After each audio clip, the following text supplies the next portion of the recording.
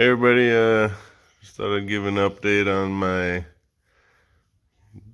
homemade gas bike frame. I don't know what you want to call it. But yeah, got quite a bit done. Uh, haven't had too much time to do too much, but there's quite a few different things. Start with, I've got a dual disc brake thing going on. Dual brake cable dealy. Thumb style throttle combo, kind of like that. I have the clutch lever set up, ready to go. I've seen somebody do a video on fixing this or something, but the way I fix it is I just bend this tab in, so when you bottom it out, it's stops in the right spot. Easy peasy. Bottomed out, perfect. Instead of a bunch of JB weld or whatever. Also, I got this pipe. I think it said like MX65 or something when I bought it. I bought it for like 20 bucks at a pawn shop. I was like, yeah, that looks like it might fit. Obviously didn't, so it didn't. So I had to chop the weld here, chop the weld there on this weld, and kind of twist them and put them whatever way I needed, and re-welded them back together. And I made my own little adapter for going from this size pipe to what would fit the motor. I chopped a little length out of here, but I'm thinking I'm gonna maybe put a plate here, aluminum like little fin thing or whatever you call it. Also, I like this chain I'm gonna be running. It's a half-length chain, full half-length chain for the engine side. I like that. I think it's a Haro chain. It's pretty stiff, sturdy looking, I guess. Shiny and fits. It's I think it's 1/2 inch by 1/8 bicycle chain. Should make it easy to set up like the tension. So I'm gonna have a half-length chain on the pedal side too. I got a KMC half-length chain I'm gonna put on the pedal side, and then this is a Haro half-length chain. Looks really nice, fits great. It's not like real bulky looking like the standard chains you get. I like that. Also, I got the yeah, you see that? Disc brakes, 20-inch bike, disc brakes. I haven't seen 20-inch bikes with disc brakes or 20-inch wheel, whatever. But I got the adapter for the disc brake welded on, also a plate that I'm gonna bolt the sprocket onto here. I think I got a 28 tooth sprocket. All I gotta do is I don't have my M6 tap broke, so I gotta go get a new one. But if I had the tap, I'd be tapping these holes and screwing them in and probably starting this motor, but I don't have a tap, so I have to get one of them. And I have to bolt that on, and then I'm gonna set these disc brake calipers, I think they're called. These are the rotors, yeah. I gotta make a little adapter plate to weld on in the right spot. This one's probably gonna sit like right about there. And the disc obviously will be inside of there, but should clear. Little clearing thing, I might have to put a washer between the rotor and my adapter down there to bring it away from the sprocket, but maybe just some small thin ones. What else have I done? Yeah, I switched out that really tiny crank sprocket for One that like literally barely clears the engine.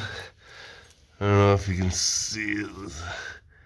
Yeah, but the chain goes on and it barely clears the engine, so it's like as big as of a sprocket as I could put on the crank side without hitting the engine. So that's perfect. I like that.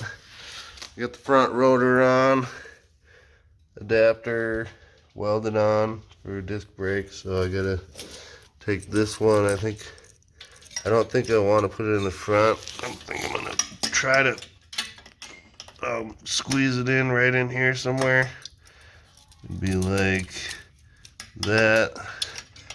Try to squeeze it between the freaking whatever fender and fork tube. Also, yeah, OP1 was asking about that clutch, sealed bearing clutch, and originally I didn't like it because it was like the basket was, just it was like just like the original not sealed bearing clutch where it would, bang around kind of loose, really loose and like clanky, and I think at least that's what put a lot of engine or a lot of noise on the engine when it's sitting there idling, is that basket clanking around. So what I actually did is I took took all the little rubber things out of the basket and I set it on a piece of metal, and I like hammered the inside, the ID or whatever, just hammered on it a little bit, which flattened out the middle, which in turn tightened up the ID a little bit, and it fit on that bearing a lot better. It wasn't like a tight fit, but it was like a nice sliding fit, no wobble or wiggle, or I don't think it'll clink around at least. And I mean, a lot of times these engines, you push the clutch lever in and you can't even turn the 10-tooth sprocket in here by finger, just because it's all jammed up. I don't know, but you push this one in and man, you can just spin it over no problem. So I think that's gonna work real slick. And I also got the iridium plug in there, NGK iridium plug. Hopefully I don't melt that. I don't think so. Another thing I did that was my idea is the gasket, aluminum gasket. I think it was like 20 thousandths aluminum, and I literally made it like an extra fin. The gasket is now like a big old fin. It's a little tight, but I might like bend it down and just get a little more airflow. But yeah, the gasket is also a fin. Pretty neat. I thought that was cool. A little extra cooling. That pipe is pretty big. Sticks out on the side quite a bit. I think it looks cool. Pedals clear barely. Just barely, but they clear. My throttle cable, I already hooked all that up.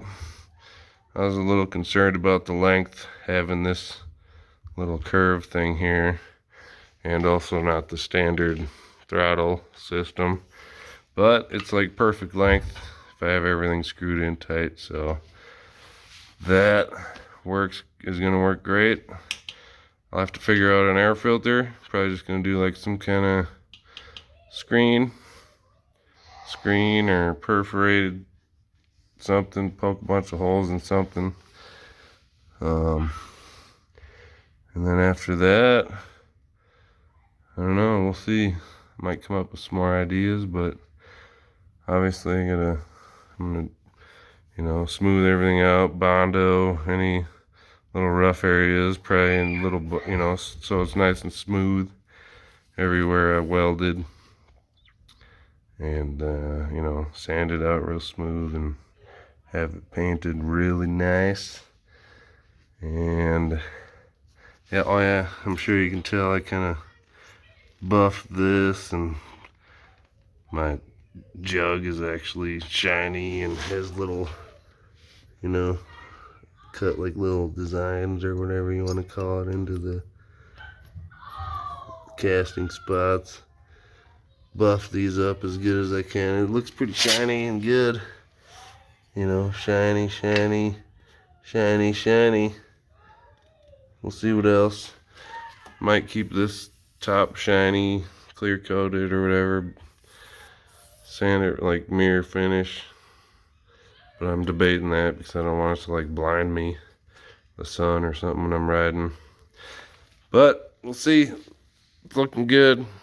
It's looking cool with the disc brakes going on and no rubber gasket or CNC adapter or nothing. It's all welded right onto the wheel, so that's cool.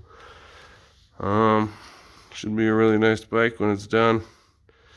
I may also cut this and, you know, angle the exit of the exhaust or pipe or whatever, but I kind of like the angle it's shooting. The only part about it I don't like is, you know, it's going to be coming out this way, but I don't know if oil's going to drip on my fender. I don't really want that. I might want to shoot it off to this side more instead of directly above the fender, so I don't get a bunch of oil drips and stuff on the fresh paint. Other than that, looks good.